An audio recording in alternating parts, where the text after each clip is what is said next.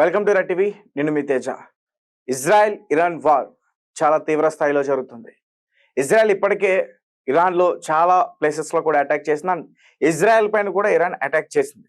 ఈరోజు కొత్తగా ఇజ్రాయెల్కి సంబంధించిన మసూద్ గూఢచారి సంస్థ ఏదైతే కోవర్ట్ ఆపరేషన్స్ చేస్తారో సో ఆ క్వార్టర్స్ పైన ఈరోజు అటాక్ చేసింది. సో చాలా తీవ్ర స్థాయిలో నష్టమే జరిగింది ఇజ్రాయెల్కి. సో ఇప్పుడు ఇజ్రాయెల్ చాలా చాలా చాలా కోపంగా ఉంది. అండ్ ఈ వార్ ఈ రెండు దేశాలకి జరుగుతున్న ఈ వార్ లో చాలా విషయాలు కూడా బయటకు వస్తున్నాయి. ఒకటి, ఇజ్రాయెల్ దగ్గర ఉన్న ఆయుధాలు కావచ్చు, ఇరాన్ దగ్గర ఉన్న ఆయుధాలు కావచ్చు, ఇరాన్ దగ్గర బాలిస్టిక్ క్షిపణులు కావచ్చు, ఇలాంటి ఆయుధాల గురించి చాలా రహస్యాలన్నీ కూడా బయటకు తెలిసిపోతున్నాయి ప్రపంచానికి.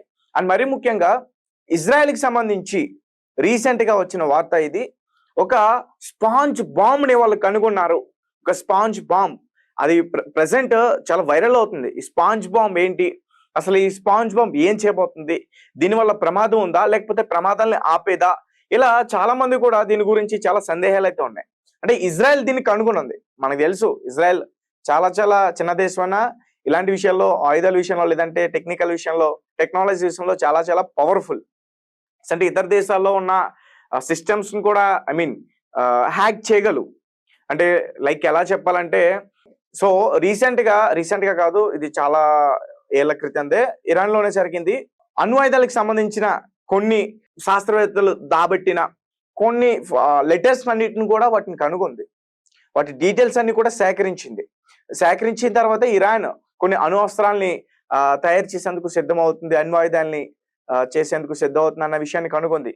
అది కూడా ఈ మసూద్, ఏదైతే మసూద్ కోవర్ట్ ఆపరేషన్స్ చేసే టీం ఉందో, గూఢచారి వ్యవస్థ ఇజ్రాయెల్కి సంబంధించి, వాళ్ళే కనుగొన్నారు.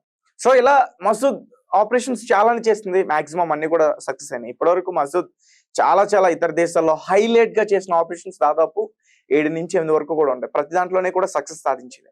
అయితే ఇజ్రాయెల్కి సంబంధించిన ఈ స్పాంజ్ బాంబ్ ఏంటి, అసలు దీని గురించి మాట్లాడుకుందాం. ఒకసారి నేను పూర్తిగా దాని గురించి చెప్పేందుకు ప్రయత్నిస్తాను. ఇజ్రాయెల్ ఇరాన్ మధ్య యుద్ధం చాలా భీకరంగా సాగుతుంది. యుద్ధం 5వ రోజుకి ప్రవేశించింది. ఇరు దేశాలు భీకరంగా దాడులు చేసుకుంటున్నాయి. ఒకరిపై ఒకరు మరొకరు బాంబులు క్షిపణుల వర్షం కురిపించుకుంటున్నాయి. ఇరాన్ ప్రయోగించిన 120కి పైగా ఉపరితలం నుండి ఉపరితలం క్షిపణి లాంఛర్లను నాశనం చేశామని ఇజ్రాయెల్ సైన్యం తెలిపింది. ప్రస్తుతం టెహరాన్ గగనతలం పై మా నియంత్రణలో ఉంది అని ఇజ్రాయెల్ ప్రధాని బెంజమిన్ నెతన్యాహు కీలక వ్యాఖ్యలు చేశారు. ఇరాన్ అణు బాలిస్టిక్ క్షిపణి ముప్పులను నాశనం చేసే లక్ష్యాలను సాధించే దిశగా తమ దేశం సాగుతుందన్నారు. అలాగే ఇరాన్ అణు క్షిపణి సైనిక మౌలిక సదుపాయాలను లక్ష్యంగా చేసుకుని ఇజ్రాయెల్ శుక్రవారం తెల్లవారుజామున ఆపరేషన్ రైజింగ్ లైన్ ను ప్రారంభించింది. ఇరాన్ పై బాంబుల వర్షం కురిపించింది. ఇరాన్ సైతం ప్రతీకార దాడులు కూడా దిగింది. అయితే ఇజ్రాయెల్ పై భీకర దాడులు ప్రారంభించింది. కొన్ని ఇరానియన్ క్షిపణులు ఇజ్రాయెల్ దేశం నడిబొడ్డున ఉన్న భవనాలను కూడా తాకాయి. దీంతో యుద్ధం చాలా తీవ్ర స్థాయికి, తారస్థాయికి చేరింది. సో ఇరాన్ ని ఎదుర్కోవడానికి ఇజ్రాయెల్ కూడా చాలా ప్రాణాంతకమైన ఆయుధాన్ని ఉపయోగిస్తుందని, దీనిని స్పాంజ్ బాంబ్స్ అని పిలుస్తారు. దీనిని ఇజ్రాయెల్ కొత్త రహస్య ఆయుధం అని పిలుస్తారు. ఇది ఒక రకమైన రసాయన గ్రెనేడ్. ఇందులో పేలుడు పదార్థాలు ఉండవు, కానీ సొరంగం ప్రవేశాలను మూసివేయడానికి లేదా సీల్ చేయడానికి ఉపయోగించవచ్చు.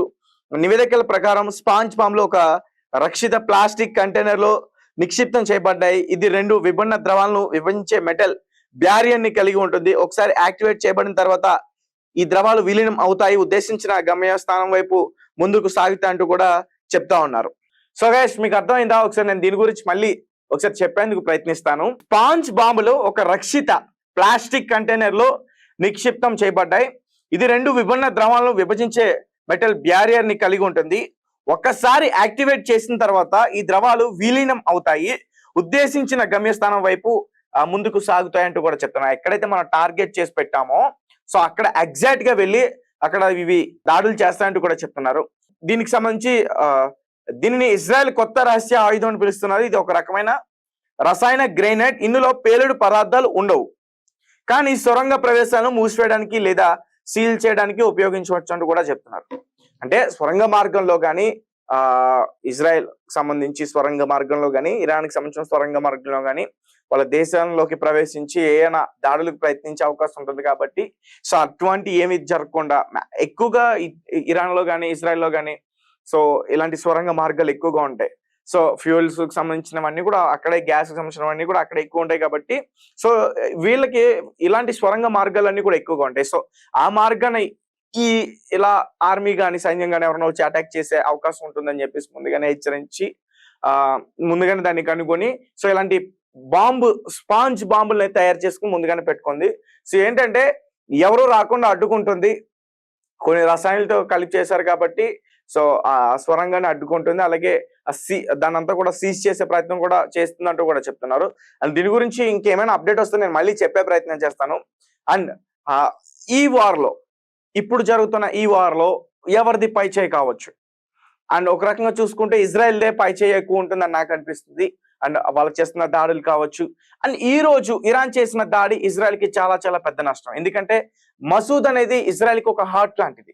మసూద్ ఏదైతే ఆ సంస్థ ఉందో, గూఢచారి సంస్థ, అది ఒక ఇజ్రాయెల్ కి ఒక గుండె లాంటిది. ఈ రోజు ఆ గుండెకి వీళ్ళు గాయపరిచారు, ఇరాన్ గాయపరిచారు. దీని తర్వాత చాలా న్యూస్లు బయటకు వస్తున్నాయి. ఈ రోజు ఇరాన్ కి చాలా చివరి రాత్రి. ఈ రోజు మొత్తం రాత్రి ఇరాన్ మొత్తం కూడా శ్మశానం అయిపోతుంది.